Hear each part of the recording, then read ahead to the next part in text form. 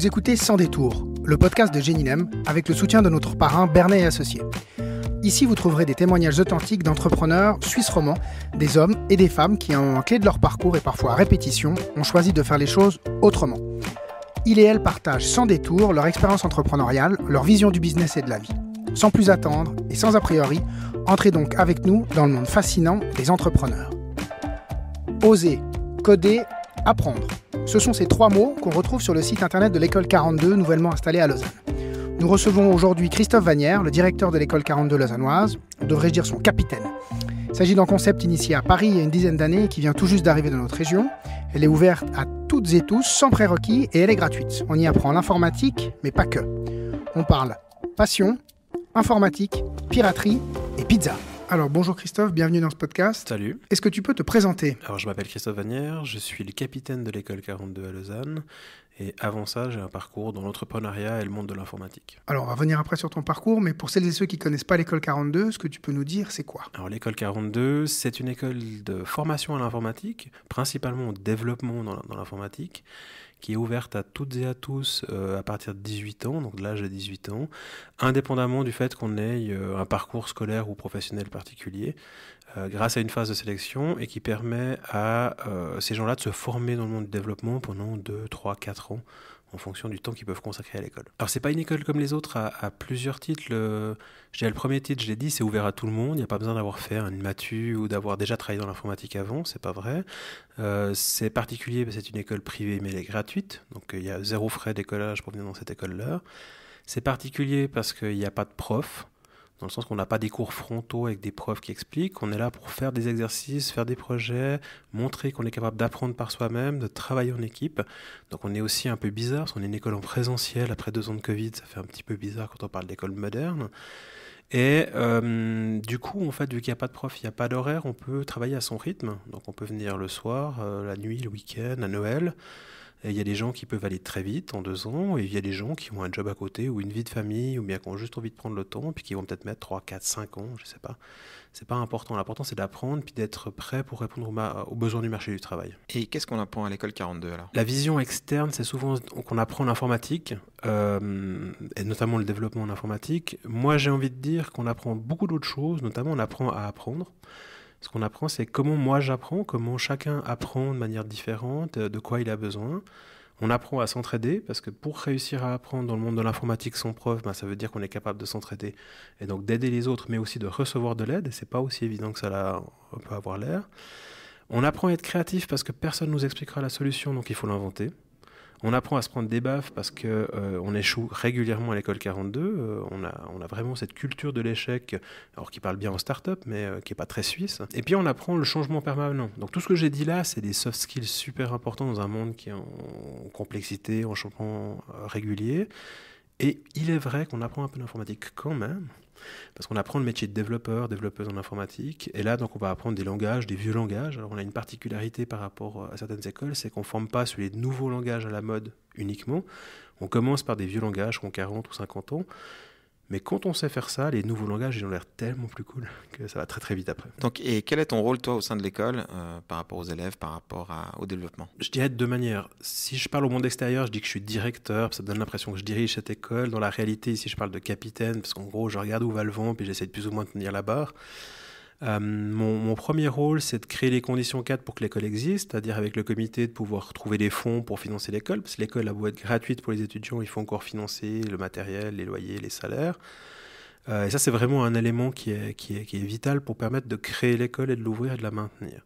L'autre élément, c'est que l'école répond aux besoins de l'économie, c'est-à-dire que bien évidemment, on sait qu'on a besoin d'informaticiens, mais on a besoin d'informaticiens qui font les bonnes choses de la bonne manière. Et ça, c'est important pour moi. Ça fait 25 ans que je travaille dans ce milieu-là de l'informatique, de pouvoir s'assurer qu'en tout temps, on soit à jour et donc d'avoir cette compréhension-là du monde de l'économie et des besoins actuels et futurs. Et j'ai envie de dire une dernière chose, c'est de créer une équipe motivée et autonome qui gère le lieu. Mais c'est compris, c'est une équipe de salariés, mais c'est aussi une équipe d'étudiants, parce que les lieux sont gérés aussi par les étudiants. Et donc pourquoi tu as décidé de te lancer dans ce projet ? Alors, quand j'ai découvert l'école 42, donc l'école 42 a été fondée à Paris il y a maintenant 9 ans, en 2013. Je suis tombé dessus par hasard. J'étais à ce moment-là directeur des systèmes d'information de la HESSO et je faisais de la veille un peu sur les nouvelles formes pédagogiques. Et l'école, elle m'a fait tilt pour 3 raisons. La première, c'est qu'il y avait une école qui parlait à des profils atypiques. Il se trouve que je suis un profil atypique. Et que ça me parle pas mal. La deuxième, c'est qu'on a une école qui avait pour objectif de secouer un peu le monde de l'éducation, qui est quand même... Alors ok, c'était avec le Covid, on a eu un peu quand même quelques changements dans le monde académique, mais c'est quand même des vieux mondes qui bougent lentement. Donc là, ça m'a plu ce côté un petit peu pirate. Et puis le troisième élément, c'est qu'on offre la chance à tout le monde. Et ça, c'est important. On dit toujours que le digital crée autant d'emplois qu'il en détruit. La réalité, c'est que quand votre job il est détruit par le digital, vous n'avez pas les compétences qu'on attend, nous, dans le digital, et on ne trouve pas les gens pour faire ça. Donc c'est quand même une passerelle super importante pour permettre à n'importe qui, là je dis cuisiniers par exemple, qui sont en train de se reskiller dans le monde du digital, et c'est super important pour eux et pour nous. Par rapport à l'école 42 à Paris, quelle est votre relation? Alors formellement, c'est un contrat de franchise. Donc l'école 42, quand elle a été créée à Paris, c'était pas pour objectif d'être multipliée. Après, on a vu, il y a eu un gros buzz, on a vu que c'était une bonne idée. Il y a d'autres écoles qui ont voulu faire la même chose. Elle ne devait pas s'appeler 42, elle pouvait faire la même chose. Et au bout de 5-6 ans, ils ont vu que okay, ça marche bien. Il y a beaucoup d'écoles. Aujourd'hui, il y a 42 écoles 42 dans le monde. Et toutes les franchises doivent être soit une association, soit une fondation à but non lucratif. On n'est pas là pour faire de l'argent et on signe un contrat de franchise où on s'engage à respecter les valeurs, à réutiliser l'ensemble du système 42 et à participer à son développement. Ça, c'est un élément vraiment fondamental, c'est qu'on est aussi un acteur de l'évolution du réseau des écoles 42. Ici, on a la possibilité de développer, par exemple, des nouveaux modules et de les partager avec les écoles de toute la planète. D'accord. Et comment, toi, tu vois l'évolution de l'école 42 Lausanne? Alors d'abord, on vient d'ouvrir, c'était l'été passé. Maintenant, il faut aller au bout. Il y a plusieurs étapes à passer. Par exemple, déjà, avoir les premiers stagiaires qui vont sortir cet été dans le monde de l'entreprise. On est en train de développer un certain nombre d'éléments de formation spécifiques aux besoins locaux ou aux besoins de certains de nos partenaires. Et ensuite, il va falloir s'installer durablement dans le système économique et formation qu'on a ici. Alors ça va déjà nous occuper 3-4 ans ici à Lausanne. On a un challenge parallèle qui serait d'ouvrir la même école en Suisse alémanique, certainement de la région de Zurich, mais enfin, les choses ne sont pas fermées à ce niveau-là. Et puis après, il y a le challenge de passer la main, parce qu'effectivement, mon but, c'est pas de faire toute ma vie à l'école 42, donc il faut aussi créer les conditions cadres pour avoir une équipe qui permet de reprendre le lead, et puis que la culture ne dépende pas d'une personne, mais dépende d'un projet, de la raison d'être de l'école 42 ici à Lausanne.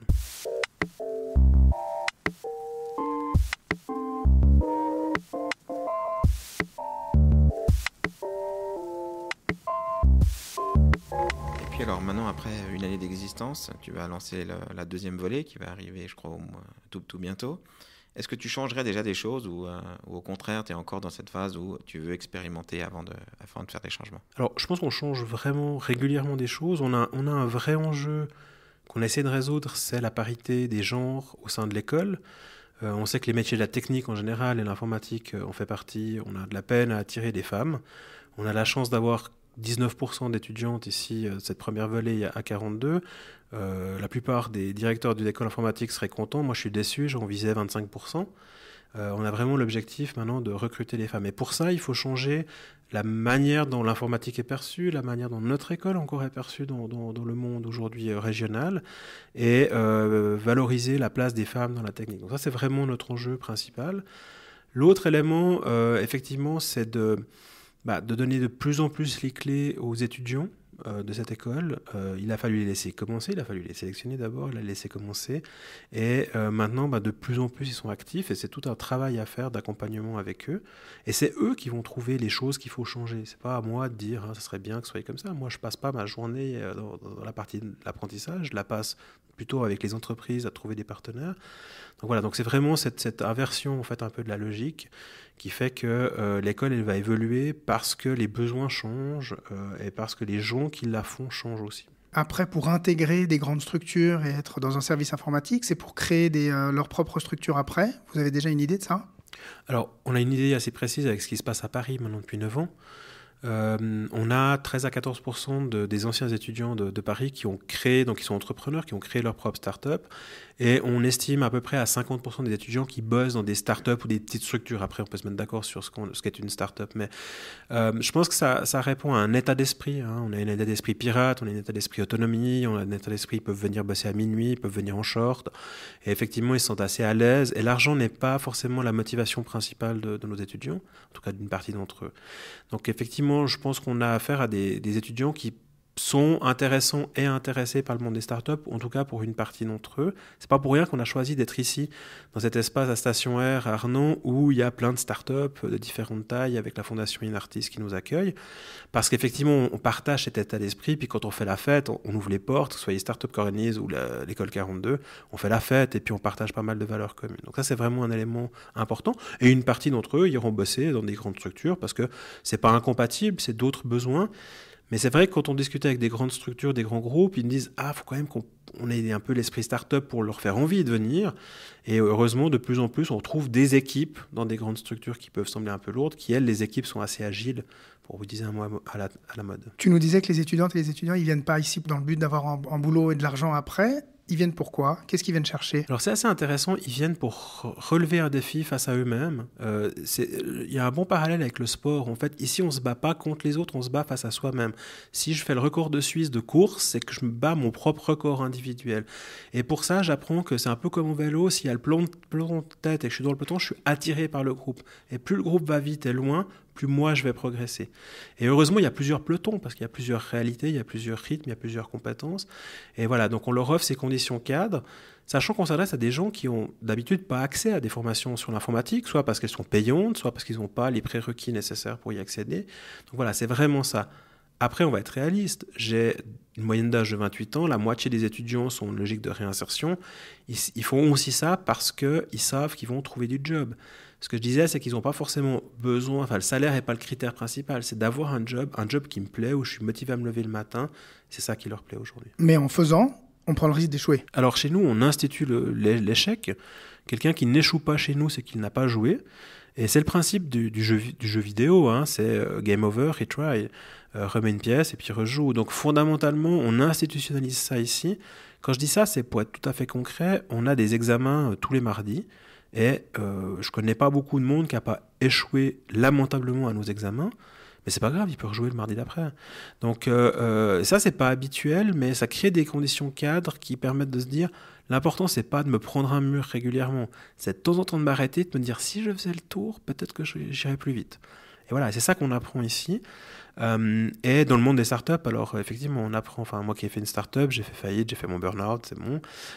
Effectivement, si on n'est pas prêt à ça, on crève là au milieu. Donc là, il faut être capable de se relever et puis il faut savoir de temps en temps prendre un peu de recul et puis demander l'aide dont on a besoin de manière intelligente. Peut-être par rapport au début, où j'imagine qu'il y avait pas mal de réticence par rapport à la démarche pédagogique de l'école. Qu'est-ce que tu as comme retour des entreprises qui sont dans le microcosme vaudois, même roman en général, par rapport à l'école ? Il y a 3 catégories de retours. Il y a celles qui sont passionnées, qui trouvent génial qu'on ait enfin autre chose, qu'on offre une possibilité à des gens différents ou des manières différentes d'apprendre. Il y a celles qui n'ont encore vraiment pas compris, puis pour elles, c'est soit une école au rabais, soit une école élitiste, ce que je trouve assez intéressant comme échange. Et puis, il y a des entreprises qui demandent à voir, qui sont plutôt pragmatiques et qui se disent bon, moi je vais attendre de voir qui c'est qui sort de cette école-là, je vais les prendre en stage, puis je jugerai sur la réalité, on va dire, dans ce contexte-là.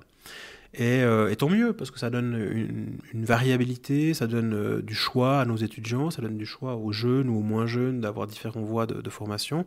Pour moi, ce qui est important, c'est que l'école, c'est une solution parmi d'autres. Elle est ni mieux ni moins bien que ce que font les autres, elle est juste différente. Et ça répond à un besoin pour lequel on n'avait peut-être pas forcément de solution aujourd'hui, que ce soit pour des profils atypiques ou pour des gens qui n'ont pas forcément les prérequis nécessaires à rentrer dans certaines formations. Au niveau des stagiaires, ils vont dans quel type d'entreprise faire leur stage ? Dans des startups, dans des corporates, autres ? Alors ils vont dans l'entreprise qu'ils choisissent ou qui veut bien d'eux, hein, c'est à peu près ça. On va en retrouver ici, il y a plein de startups qui cherchent à engager nos stagiaires. On a plein de grandes entreprises, notamment nos partenaires, qui cherchent à engager nos stagiaires aussi. Voilà, ça va dépendre. Et nous, ce qui va être important, c'est que le stage, c'est vraiment une logique de pré-embauche. Un étudiant sur 2 va rester dans l'entreprise où il fait son stage. C'est les chiffres qu'on a des différentes écoles 42. Donc, ce qui est important, et j'explique toujours aux étudiants notamment et aux partenaires, on est en train de choisir la bonne personne. Et avec un peu de chance, dans 50% des cas, elle va rester quelques années dans l'entreprise et ensuite évoluer. Donc voilà, donc c'est ça qui va être important. Et la bonne personne, ça peut être les valeurs de l'entreprise ou de la personne, ça peut être le type de job, ça peut être les conditions, le salaire, le lieu, etc. Il y a plein de raisons qu'on choisit une entreprise et pas uniquement la taille. Et toi, Christophe, par rapport à ton parcours avant d'être à l'école 42, qu'est-ce que tu as fait ? En quelques mots, d'abord j'ai commencé par faire une formation normale, j'ai fait l'IPFL, etc. Mais j'ai eu la mauvaise idée de créer une start-up dans les années 90 dans le domaine du web. Donc j'ai arrêté mes études, j'ai créé une start-up, j'ai fait faillite comme il se doit. Et j'ai continué à bosser quelques années dans le monde des start-up jusqu'au crash de 2001, qui était le premier crash du monde Internet. Et après je suis allé me réfugier dans les banques parce qu'il y avait des boulots intéressants et bien payés. En l'occurrence, principalement comme project manager, j'étais le lead du développement des solutions e-banking pour les banques cantonales en l'occurrence. Et j'ai bossé 13 ans dans le monde bancaire, d'une entreprise informatique locale à IBM, directement au sein d'une banque cantonale. Et j'ai la chance de ne pas être bon techniquement, ce qui fait que j'ai toujours eu des postes de management, en fait, fondamentalement. Mais ça fait 25 ans que je vis avec des informaticiens et qu'on partage cette passion-là. Alors, simplement, moi, j'amène plutôt le côté organisation, relations clients et management. J'ai passé après le monde bancaire dans le monde de l'enseignement. Alors ça fait 20 années que j'enseigne dans le monde des brevets et diplômes fédéraux parce que j'ai fini quand même par faire ce papier-là. Puis vu que je me plains de la qualité des profs, ils m'ont dit fais mieux. Donc c'est pour ça que je me suis retrouvé prof. Et quand j'ai quitté le monde bancaire, je me suis dit pourquoi pas le monde académique. Donc j'ai travaillé à la HESSO, notamment comme directeur des systèmes d'information, donc au rectorat qui couvre l'ensemble de la Suisse romande. Et là, j'ai découvert un petit peu l'envers du décor d'un monde académique avec des éléments positifs, des éléments qui l'étaient moins, avec une complexité aussi du système académique suisse. Et ça m'a donné l'occasion d'abord de découvrir l'école 42, puis ensuite de me donner assez envie pour claquer la porte et puis ouvrir cette école et prendre ce risque-là, avec beaucoup de bienveillance de mes collègues de la HESSO, bien évidemment. Et voilà, et en fait, je réunis dans l'école 42 cette passion pour l'informatique et les projets informatiques, cette passion pour le monde de l'entrepreneuriat, parce que si je me définis, effectivement, c'est d'abord comme un homme de projet, de création, que ce soit une entreprise ou autre, et puis cette passion pour le monde de l'enseignement, où dès le début, ce qui ne m'intéressait pas, même si j'adore parler, c'est pas les cours frontaux, mais c'est de créer des expériences, puis faire de la pratique. Et ça, c'est vraiment important pour moi. Et à l'école 42, j'avais tout ça. Et en plus, j'ai le droit de faire les pizzas le soir pour les étudiants. Donc, je suis super content.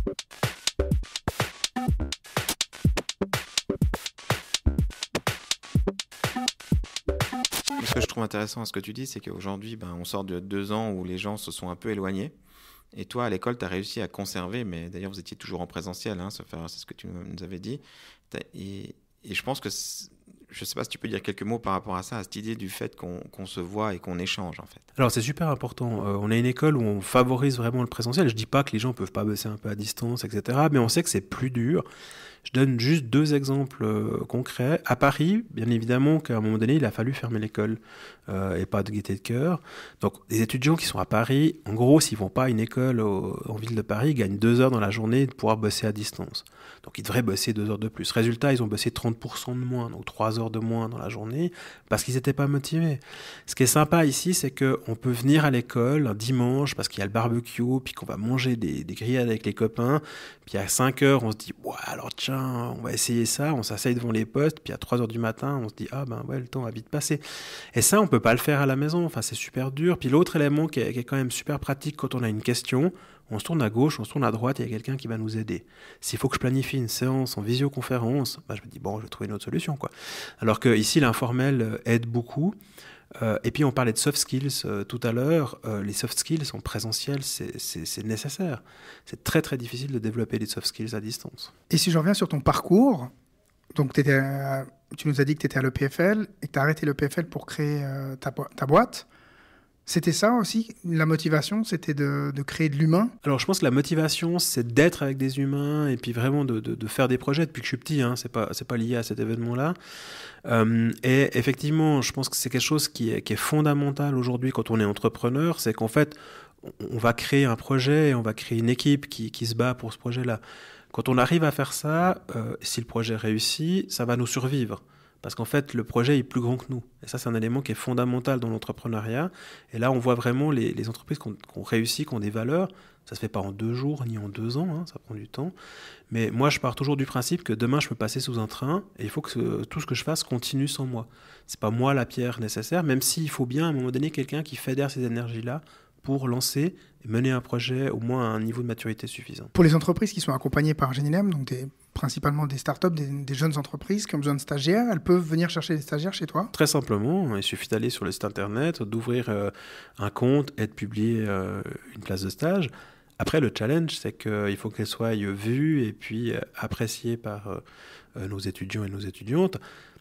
C'est une des raisons pour lesquelles certaines entreprises mettent de l'argent pour soutenir l'école, parce qu'eux ont des avantages, sont visibles, etc. Par contre, je donne un exemple, on a ClearSpace dans le bâtiment, qui n'est pas un de nos partenaires, mais le jour où ils disent « je cherche des informaticiens pour nettoyer les déchets dans l'espace », je veux dire, ils auront la queue au 2e étage, quoi.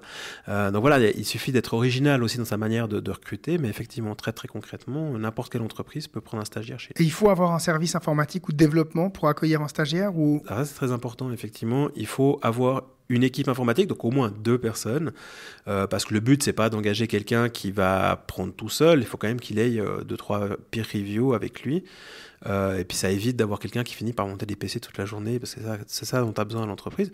Ça, on peut les engager, ils cherchent du job, plutôt que d'aller bosser dans une station-service, pourquoi pas aller bosser dans une entreprise, déjà aujourd'hui. Mais le stage, il a quand même un côté formateur, et pour ça, il faut avoir un père qui est capable de nous dire c'est juste, c'est pas juste, tu devrais faire ci, tu devrais faire ça. Donc finalement, il y a un côté validation qui est fait par l'école. Il y a un côté validation des stages qui est fait par l'école, c'est vraiment le critère principal. L'autre avantage, par contre, c'est que c'est pas un travail de bachelor ou autre, donc c'est pas, je viens pas faire un projet dans l'entreprise, je viens bosser dans une équipe comme junior, mais je vais amener ma capacité de travail et je vais apprendre plein de choses grâce à ça. Ça me permet juste, parce que tu parles de bachelor, de rebondir un petit peu là-dessus. Quel est ton rapport avec les autres écoles, enfin les écoles installées? Est-ce que c'est un bon rapport? Est-ce qu'ils viennent voir un peu comment ça se passe ou est-ce qu'ils t'ignorent complètement? Non, je pense qu'on a vraiment des bons rapports, que ce soit avec les PF, les HES par exemple, qui sont ceux avec qui on échange le plus, qui nous voient comme un élément complémentaire, aussi comme un petit piquant, on va dire, dans la soupe qui permet de se poser des questions. Et ça, je pense que c'est bienvenu. On n'est quand même pas sur les mêmes publics cibles et on ne fait pas les choses de la même manière. Après, je dis pas qu'il y en a qui ont des craintes ou qui nous dénigrent, hein, ça arrive, mais c'est vrai dans les 2 sens. Ce qui est intéressant, c'est qu'on a de plus en plus de discussions de partenariat, que ce soit avec la Team Academy à la HES Valais, que ce soit avec l'ECAL qui est ici à 5 minutes à pied, ou avec le Master Inokic de la HESSO qui est juste à côté, ou l'Extension School de l'EPFL. Donc voilà, on est concrètement en train de travailler ensemble parce que la plupart des gens, ils voient que l'intérêt collectif est beaucoup plus fort que les petits intérêts individuels. Et puis si on arrive à renforcer nos liens et puis à s'enrichir de la diversité, on est assez d'accord sur ces éléments-là. Par rapport à la Confédération, par exemple? Alors, on a une bonne discussion avec le secrétariat d'État à la recherche, à l'innovation et à la formation, qui est très intéressé en fait par ce qu'on fait, qui aimerait bien pouvoir nous soutenir, mais on ne rentre pas dans les cases. Alors, on leur a dit, vous créez une case, vous mettez 42 dessus, puis on rentrera dedans, ça ira très bien. Ils ont dit oui, ça serait une bonne idée, il faudrait qu'on réfléchisse. Et je pense que dans 4, 5, 6 ans, peut-être qu'on va y arriver, mais c'est pas grave. En France, ça a pris 9 ans avant que la formation 42 soit reconnue Bac+3, Bac+5. C'est normal que ça prenne aussi du temps en Suisse. Est-ce que toi, il y a une rencontre qui a marqué ta vie en tant qu'entrepreneur ou en tant que directeur, capitaine d'école? Honnêtement, celle qui me vient en tête là aujourd'hui, c'est quand j'ai discuté avec Serge Raymond, que je connaissais par ailleurs, mais je suis allé discuter avec lui de l'école 42, parce que moi je suis informaticien, je suis prof, donc une école d'informatique, ça pouvait être qu'une bonne idée pour moi, mais je voulais avoir l'avis de quelqu'un d'autre qui avait quand même été confronté à la transformation digitale et puis aux grandes entreprises. Donc Serge Raymond était l'ancien directeur d'Edipresse, de Tamedia, publication payante, et je vais vers lui, je lui parle de l'école pour voir s'il trouvait que c'était une bonne idée, et il me répond « je te suis ». Je me suis dit « attends, t'as pas compris la question, je te demandais si c'était une bonne idée ». Il me dit « oui, c'est une bonne idée, je te suis, je veux t'aider ». Et effectivement, c'est une rencontre qui est fondatrice pour le projet ici, parce que avoir une idée, avoir un projet, c'est une chose, mais d'avoir un partenaire qui est complémentaire, ça c'est très important dans le monde des startups. C'est aussi avoir des gens qui sont justement différents, qui amènent une envergure différente. Alors aujourd'hui, il est le président de l'association, il travaille de manière complètement bénévole, il est super content de pouvoir redonner une partie de ce qu'il a reçu. Hein. C'est quelqu'un qui est passé par les systèmes de formation traditionnels, qui est devenu patron.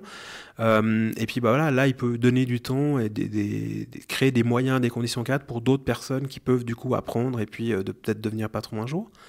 Donc c'était pas la première fois que je le rencontrais, mais c'est la première fois qu'on a pu parler de ce type de projet, puis que j'ai rencontré non pas l'entrepreneur mais l'homme qui avait vraiment envie d'aider, et puis voilà. Et depuis, c'est vrai qu'on se voit beaucoup. S'il y a des auditrices ou des auditeurs, qu'ils soient jeunes ou bien moins jeunes, puis qui ont des idées de reconversion, puis qui hésitent à faire l'école 42, ça serait quoi ton conseil pour ces personnes-là ? Alors, le même conseil que je donne à tout le monde, c'est essayer. On ne peut pas savoir si l'informatique est faite pour nous si on n'a pas essayé. Sur notre site, il y a toutes les informations. On se crée un compte, on fait un test de 2 heures. Ça donne déjà une bonne idée. On le fait en ligne, à la maison, tranquille. Personne ne sait qu'on le fait. Et puis, si on est pris, on vient essayer de faire 4 semaines, ce qu'on appelle la piscine. 4 semaines d'informatique ici, pendant l'été, en juin, en juillet ou en septembre. Et là, j'ai plein de gens qui se retrouvent après ces 4 semaines à dire « ça a changé ma vie. Je ne pensais pas que c'était fait pour moi. Je suis là, ils sont encore là aujourd'hui. Et dans 10 ans, ces gens-là seront dans le monde de l'informatique et ça va changer leur vie. » Et souvent, on me dit « ouais, mais je ne sais pas. » Je dis « mais essayez. C'est pas compliqué. Ça vous prend 2 heures déjà. Puis après 4 semaines de vacances gratuites avec plein de gens sympas, ben voilà. Et peut-être que ça va changer votre vie. L'univers L'École 42, il paraît que c'est aussi beaucoup d'événements. Est-ce que tu pourrais nous en parler un petit peu ? Alors c'est important parce que c'est une bonne manière aujourd'hui l'événement d'échanger avec le monde de la cité au sens large, les entreprises, les pouvoirs publics, le monde académique. Et effectivement, on est non seulement une école, mais on est aussi une place dans l'écosystème numérique et digital ici en Suisse romande. On organise beaucoup d'événements. Alors certains événements sont pour nos étudiants, des conférences, des choses comme ça, mais de plus en plus d'événements en fait sont des événements qui sont ouverts à toutes les personnes intéressées. On accueille aussi des événements. On est en discussion par exemple avec des acteurs qui font des conférences sur les startups, etc., qui cherchent des espaces. Ici, on a la chance d'avoir un espace et on accueille gratuitement pas mal d'acteurs. On a une association avec qui on est en train de faire un partenariat dans le monde du e-game. Une autre, c'est plutôt les entrepreneurs, etc., pour pouvoir les accueillir et puis créer un lieu d'échange. On parlait tout à l'heure d'échange et de l'importance de se voir en présentiel. C'est vrai pour nos élèves, mais c'est vrai pour tous les acteurs. Et on a la chance d'être assez bien situé en région lausannoise pour pouvoir accueillir ce type d'événement-là. Et donc, si j'ai envie d'organiser un événement École 42, comment je fais ? info@42lausanne.ch et puis on demande et puis on regarde. Honnêtement, ça peut être des entreprises qui viennent faire des workshops, des journées ouvertes ou des expériences pratiques ici, ou ça peut être des associations qui cherchent des espaces pour faire des événements qui ont du sens. Et on n'est pas les seuls à avoir des bonnes idées. Et on a par contre un outil assez sympa pour aider les gens à transformer leurs idées en réalité. Nous sommes arrivés au terme de cette rencontre avec Christophe. Comme il nous le raconte, son école est bien plus qu'une école où on apprend des hard skills d'informatique. C'est un lieu de vie où on apprend en faisant, donc on est dans l'action, le faire. Et bien plus encore car on apprend à apprendre, quitte à échouer pour recommencer, exactement comme dans un jeu vidéo, jusqu'à ce qu'on arrive à passer au niveau d'après. On apprend aussi à se débrouiller, à aider celui qui demande, mais également on apprend à demander de l'aide. Autrement dit, on apprend à apprendre et on apprend à interagir ensemble. Et on comprend en écoutant Christophe que son expérience d'entrepreneur a forgé cette passion pour l'action et que c'est en faisant qu'on va découvrir les choses. Que pour réussir un projet quel qu'il soit, l'important c'est d'être motivé, de rassembler des compétences complémentaires et de fédérer les personnes autour d'un projet commun qui peut ou qui va devenir une aventure passionnante. Moi, j'ai beaucoup aimé découvrir l'importance de l'apprentissage de tous ces soft skills et d'apprendre à la collaboration. Et je trouve d'autant plus intéressant dans une école d'informatique qui véhicule encore trop souvent l'image de geek individualiste qui privilégie le code aux interactions humaines. C'est vraiment, vraiment top. Et enfin, je retiens l'importance d'être ensemble et de pouvoir interagir ensemble dans un lieu commun autour d'un objectif commun. Que ce soit dans une école, dans une start-up ou dans n'importe quel autre lieu de vie.